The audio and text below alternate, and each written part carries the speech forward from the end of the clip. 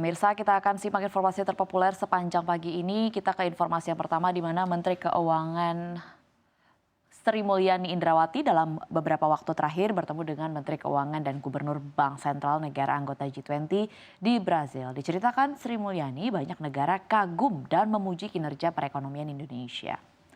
Pada akhir 2023 defisit anggaran pendapatan dan belanja negara atau APBN hanya 1,65% terhadap produk domestik bruto. Ini jauh lebih kecil dari yang diasumsikan sebelumnya. Bahkan lebih kecil dibandingkan masa pandemi pada 2020 yang sempat meningkat di atas 6%.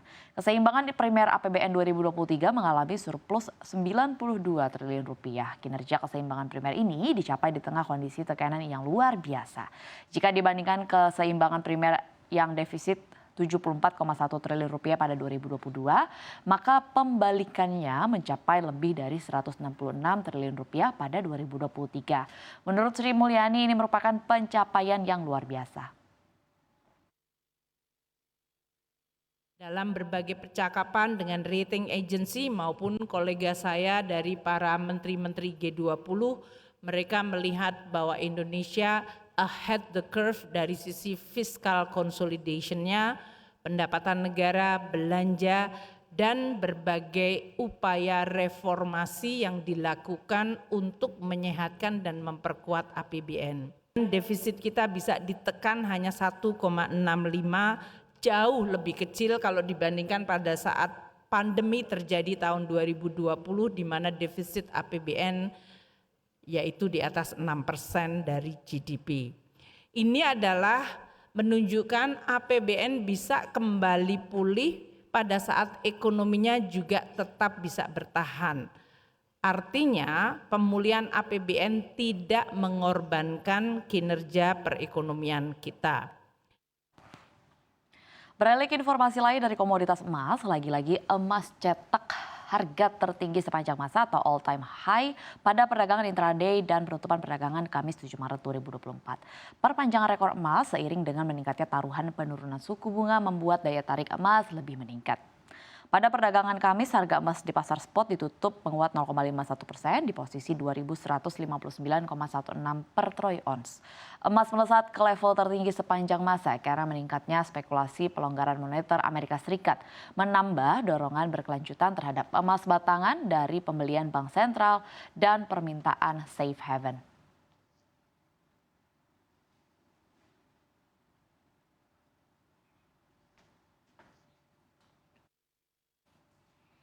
Berita terpopuler selanjutnya dari geopolitik di Timur Tengah, di mana Amerika Serikat akan membangun pelabuhan sementara di pantai Mediterania Gaza untuk menerima bantuan kemanusiaan melalui laut. Hal tersebut bakal diumumkan langsung oleh Presiden Joe Biden dalam pidato kenegaraannya. Seorang pejabat mengatakan perencanaan operasi tersebut yang awalnya berbasis di Pulau Siprus tidak mempertimbangkan pengerahan pasukan Amerika Serikat atau personel militer di Gaza. Fasilitas ini akan menampung kapal-kapal besar yang membawa makanan, air, pasokan medis, dan tempat penampungan sementara.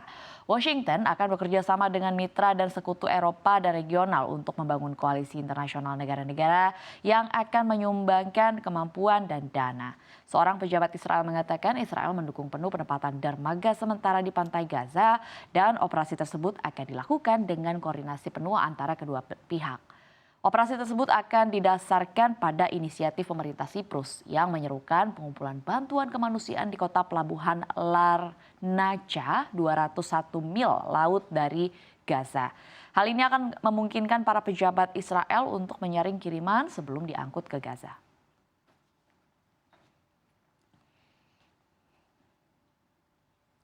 Berita terpopuler yang terakhir, perusahaan pembuat ban asal Amerika Serikat Goodyear memutuskan untuk menutup pabriknya di Shah Alam, Malaysia tahun ini.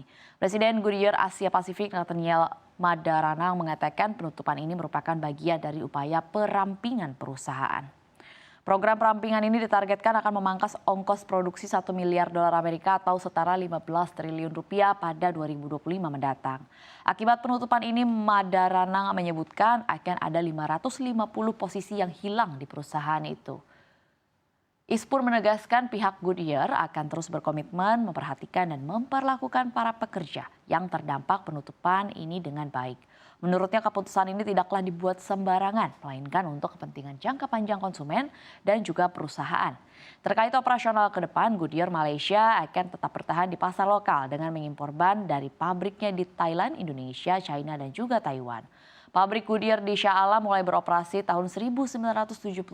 Goodyear sendiri telah hadir di Malaysia sejak tahun 1929 dan menjadi pemasok ban untuk mobil pertama di negara tersebut, Proton Saga pada tahun 1985.